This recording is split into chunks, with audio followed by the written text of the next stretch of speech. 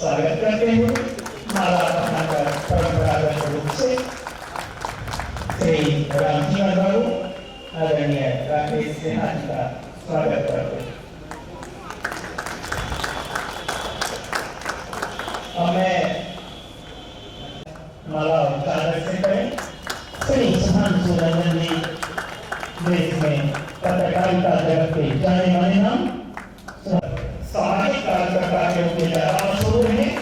राजनीति से अधिक उनकी एक सामाजिक पहचान। श्री मनोज भारती जी भारतीय जनता पार्टी से जुड़े हुए हैं। श्री राजीव जी लेफ्ट से जुड़े हुए हैं। माला और उच्चारण से हम आगे स्वागत करते हैं। श्री राम ग्रंथ था वो खत्म होता है। हमें सीधे महेश भारती जी को आमंत्रित कर सही तमाम हमारे अग्रज नौजवान किसान भाइयों, आज मेरे यहाँ भी लाखपुर में एक कार्यक्रम था और जब मुझे पता चला कि आपके यहाँ एक बड़ी चर्चा रखी गई है और उसमें माननीय सांसद महोदय शिरकत कर रहे हैं, इन्हें वहाँ भी जाना था। मैं सोचा कि क्यों नहीं वहाँ चल करके, मेरा मन इस तरह हुआ कि मैं वहाँ चलूँ और आप सबों से दर्शन भी हो। और जो ये जिला का एक बहुत बड़ी आप सबों का एक जो इस क्षेत्र के लिए देन है और उसमें आप सब मिलकर के इस चीज को आगे बढ़ाने का काम कर रहे हैं, जिसमें हमारे माननीय सांसद महोदय का बहुत बड़ा योगदान है। मित्रों, किसी भी क्षेत्र में पर्यटन का जो एक क्षेत्र है वो डायरेक्ट और इनडायरेक्ट दोनों एम्प्लॉयमेंट में किया और झारखंड में भी सेवा देने का काम किया। झारखंड में मैंने देखा कि जब वो उग्रवाद चरम सीमा पर था तो पूरे वहाँ का जो भी इंफ्रास्ट्रक्चर था पर्यटन के क्षेत्र में वो बर्बाद हो चुका था। हमारे माननीय सांसद महोदय नेतहार के प्रोडक्ट है और नेतहार बहुत बड़ा एक पर्यटन का क्षेत्र है और लोग जब भारतीय जनता पार्टी की सरकार आई, स्टेट वहाँ बना तो एक काफी उभार हुआ पर्यटन के क्षेत्र में, चाहे वो नेतहार का क्षेत्र हो, रांची का क्षेत्र हो, खूंटी का क्षेत्र हो, पलामू का। शपथ लेते हैं संविधान की, संविधान की अच्छी स्टेबिलिटी वचन करते हैं।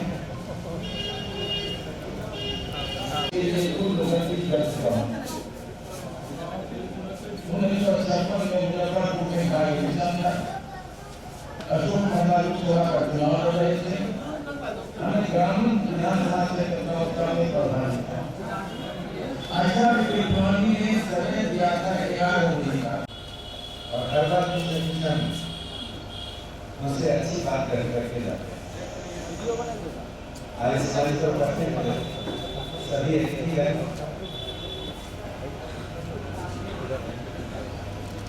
कांग्रेस वालों ने समय का एक प्रश्न उठाया। हम भारतीयों के साथ एक समस्या है, हमारी आयु बाकी लोगों से बहुत ज्यादा होती है। इससे कुछ समय हम ज्यादा कर देते हैं, लगता चलो इस जन्म में नहीं अगले जन्म में करते हैं। हम किसी भी चीज को व्यवस्थित ढंग से भविष्य को देखते हुए जिसको एक साथ करके व्यवस्थित होकर नहीं करते। तो एक दूसरी दृष्टि है, चार दूसरी बन जाती। तो मैं पहले खूब भाव में कामर्स जी पर जो समस्या है उस पर एक शब्द कहना चाहता हूँ। जमीन सिंचाई युक्त फसल देने वाले हो, फसल को एमएसपी मिले, जब तक किसानों का कायाकल्प नहीं होगा, गांव का कायाकल्प नहीं होगा, हिंदुस्तान को आप हिंदुस्तान नहीं बना सकते हैं। हिंदुस्तान दूसरा ही रहेगा। जैसे ही किसानों की ओर गाँव की ओर होते हैं, हिंदुस्तान का कायाकल्प शुरू हो रहा है। इसे इस बात के लिए मैं आप सबके साथ हूँ, आप सबके प्रति मेरी सहमति है कि जो सरकार ने निर्णय लिया, पहले मैं भारत सरकार को उसके लिए बधाई देता हूँ। प्रधानमंत्री नरेंद्र मोदी जी का, प्रकाश जावड़ेकर जी का अभिनंदन करता हूँ। ये कितनी बड़ी बात है। 3 दशक से जो झील उपेक्षा का शिकार था,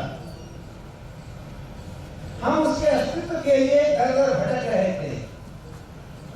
आज भारत ने तो वर्तमान को भविष्य बना दिया। ये कांवड़ झील के लिए हम सबको उस विरासत के प्रति अनुप्राणित होना चाहिए जिसने हमें यह सौभाग्य दी। आज तक साइबेरिया से रंग बिरंगे पक्षी आते थे, अब पूरी दुनिया से रंग बिरंगे पर्यटक आए। मझौली नहीं, बेगूसराय की आखिरी गतिविधियां सिर्फ पर्यटकों के आने से सिर्फ पर्यटन उद्योग ही नहीं बढ़ता है, रोजगार का सृजन का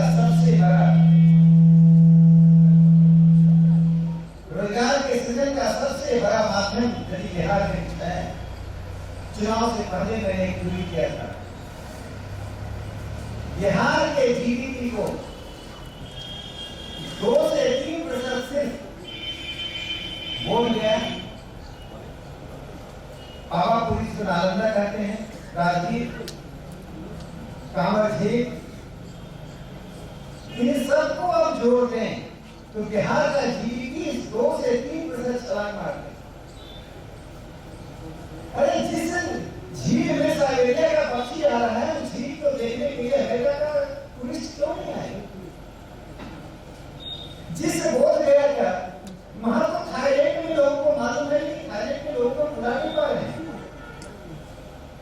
दुनिया के कम से कम 2 दर्जनों देश में बोध गया के प्रति जो आकर्षण है, उस आकर्षण को हम बढ़ा नहीं पा रहे हैं। वैशाली सिर्फ अम्रपाली की हड्डी नहीं थी, उसे फिर रिपब्लिक ही नहीं था।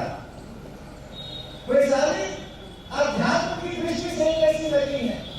मुझे तो आश्चर्य हो रहा है कि 1952 से लेकर 2020 की यात्रा के बीच ये तो बैठे बैठे बिहार की एक विरासत ही बिहार को हिंदू, जहां ये त्रिकोण हो वह जिला आज मांग पत्रों के साथ सरकार के पास जाए, ये दुर्भाग्य की स्थिति।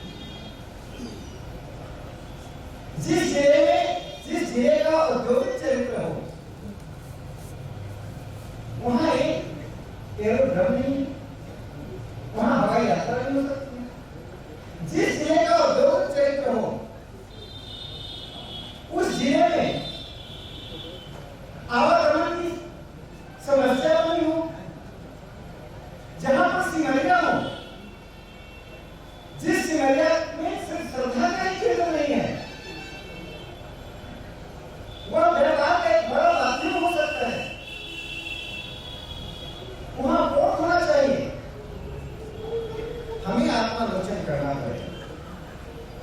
आगे इतना बड़ा भंडार होते हुए भी आज सब कुछ हमारे हाथों से क्यों नहीं कर रहा? बेगूसराय के पास विश्वविद्यालय क्यों नहीं है? बेगूसराय के पास All India Institute of Medical Science क्यों नहीं है? बेगूसराय के पास ट्रॉमा सेंटर क्यों नहीं है? बेगूसराय के पास एक बड़ा अस्पताल क्यों नहीं है? तो मेरी समस्या सिर्फ यह नहीं है कि कुछ छोटी छोटी बातों को स्वीकार किया जाए। बेगूसराय के चरित्र को बदलने में नहीं बदला तो सोचूंगा कि राज्यसभा में आना मेरा निरंतर अवरोधन का काम करती है। तो हमारे सामने जो 2-3 चीजें हैं जो बेगूसराय में करना चाहिए, और मुझे लगता है मझौल की धरती को इससे भी इसका अग्रणी भूमिका निभाना चाहिए, जहां रामचंद्र बाबू जैसे व्यक्तित्व हैं। ये कोई साधारण व्यक्तित्व नहीं है।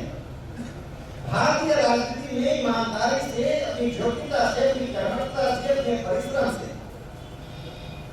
पुरस्कार के लिए नहीं, समाज को, राज्य को देने के लिए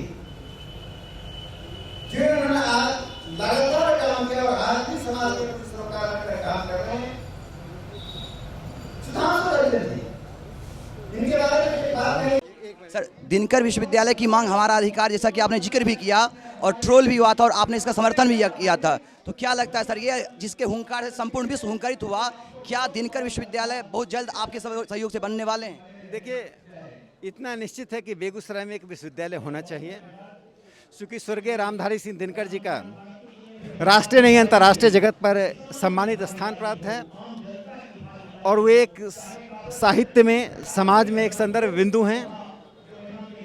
तो डॉक्टर श्री रामधारी सिंह दिनकर जी के नाम पर एक विश्वविद्यालय की स्थापना होनी चाहिए। हम सब प्रयासरत हैं और ये दशकों से मांग आ रही है। मुझे लगता है कि भारत सरकार इस पर सहानुभूतिपूर्वक विचार करेगी। मैं इतना जरूर कहूँगा कि मैं इसके लिए निरंतर प्रयास करता रहूँगा कि बेगूसराय में स्वर्गीय रामधारी सिंह दिनकर जी के नाम पर एक विश्वविद्यालय की स्थापना हो। सर, दरभंगा में जैसा कि आपने जिक्र भी किया था कि एम्स की सुविधा हो गई, एयरपोर्ट शुरू हो गया, लेकिन औद्योगिक राजधानी होते हुए भी बेगूसराय इसका उद्धार का बाट जो रहा है, इसकी प्रतीक्षा कर रहा है, क्या कहना चाहेंगे? देखिए, बेगूसराय का जो औद्योगिक चरित्र है, जितनी आर्थिक गतिविधियां होती हैं, जितनी इसकी संभावनाएं हैं, उसके अनुपात में यहाँ जो आधारभूत संरचनाएं हैं नहीं हैं।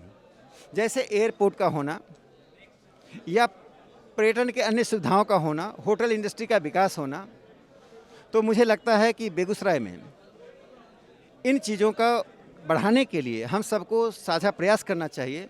एक और महत्वपूर्ण बात है, इस ज़िले में दियारा का बहुत बड़ा क्षेत्र है और दियारा के कारण, उपजाऊ ज़मीन होने के कारण होने के बाद भी लाखों किसान गरीबी, भूखमरी और अस्थिरता का जीवन जीते हैं। तो दियारा की समस्या बेगूसराय से समाप्त होनी चाहिए और बहुत कठिन काम नहीं है। बांध बनाकर, नहर निकालकर हम यहाँ की आर्थिक गतिविधियों को तेज कर सकते हैं। तो मुझे लगता है 3 बेगूसराय की महत्वपूर्ण समस्याएं हैं। पहला, एक तो एयरपोर्ट बनना चाहिए। दूसरा, यहाँ एक बड़े अस्पताल की स्थापना होना चाहिए। तीसरा, विश्वविद्यालय बनना चाहिए और चौथे स्तर पर दियारा की समस्या का समाधान होना चाहिए। सर, कांवर झील पक्षी विहार के समर्थन में आप यहाँ आए हुए थे, किसानों की समस्याओं को भी आपने सुना, किसान उसको अधिकार मिले और कांवर झील पक्षी विहार जो कि संपूर्ण एशिया में मीठे जल के रूप में यहाँ प्रसिद्ध है, उसका यह इतिहास भी हमारे धरोहर के रूप में आने वाली पीढ़ी को मिले, इसके लिए सर क्या कहना चाहेंगे? देखिए, कांवर झील को दुनिया में एक सम्मानित स्थान मिला है। यह मंझौल के लिए, बेगूसराय के लिए, बिहार और हिंदुस्तान के लिए गौरव का विषय है। देश दुनिया के पर्यटक यहाँ आएंगे, लेकिन इसके साथ साथ जो किसानों की समस्या है, किसानों के स्वामित्व का सवाल है, उसका सकारात्मक, रचनात्मक निराकरण सरकार को करना चाहिए।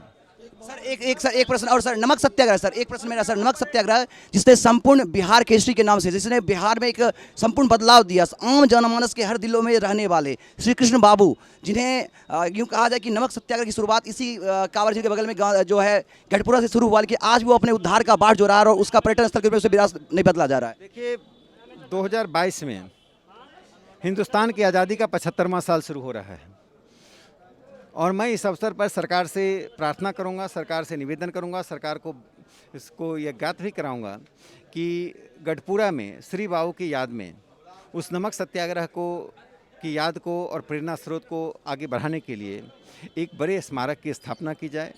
उस क्षेत्र में लोगों तक पहुंचने के लिए इंफ्रास्ट्रक्चर विकसित की जाए तथा एक अच्छा म्यूजियम बनाया जाए। अनुमंडल अस्पताल की मांग जोर शोर से उठती रही है। अनुमंडल अस्पताल की सर, अनुमंडल अस्पताल को लेके जो एक अनुमंडल अस्पताल की मांग यहाँ के लोगों की, आम जनमानस की आवाज़ है। देखिए, स्थानीय अस्पताल और शिक्षण संस्थाएं तो होनी ही चाहिए। तो अभी आपने सुना, ये थे राकेश सिन्हा जी, जिन्होंने विश्वविद्यालय को लेकर, एम्स को लेकर, एयरपोर्ट को लेकर, कांवर झील पक्षी विहार को लेकर और गढ़पुरा नमक सत्याग्रह के उद्धार को लेकर अपनी बातें रखी। हम देख रहे थे भी, यहाँ पर हम थे अभी मंझौल के पुस्तकालय में, जहाँ पर आज कांवर झील पक्षी विहार में किसानों की समस्या के साथ साथ कांवर झील पक्षी विहार के उद्धार को लेकर सामंजस्य विचार विमर्श हो रहा था और जिसमें मुख्य अतिथि के रूप में, मुख्य वक्ता के रूप में राकेश सिन्हा जी आए हुए थे। साथ ही साथ इसमें सुधांशु जी भी थे, जो प्रसार भारती के बहुत बड़े पत्रकार हैं, और साथ ही साथ इसकी अध्यक्षता कर रहे थे रामजीवन बाबू, जो इस क्षेत्र के सांसद हैं और हम सबों के अभिभावक हैं। तो जो भी सरकार हो, राज्य सरकार और केंद्र सरकार, जो भी सरकार हो, सबको चाहिए किसानों का भी उसका हक मिले। पर्यटन स्थल के रूप में भी बिहार में बदलाव आए, यहाँ काफ़ी संभावनाएं हैं। नमक सत्याग्रह को भी पर्यटन स्थल के रूप में विकसित किया जाए, पक्षी विहार को भी पर्यटन स्थल के रूप में विकसित किया जाए और किसानों को भी उनका हक मिले। तमाम बातों को ध्यान में रखते हुए मुझे आशा ही नहीं, उम्मीद है कि निश्चित रूप से इस जो समय में सरकार इस पर ध्यान देगी और जन समस्या की जो भी समस्या है उसका निदान होगा। कैमरामैन कैप के साथ मैं गौरव कुमार पाठक, केवी स्टूडियो, बेगूसराय।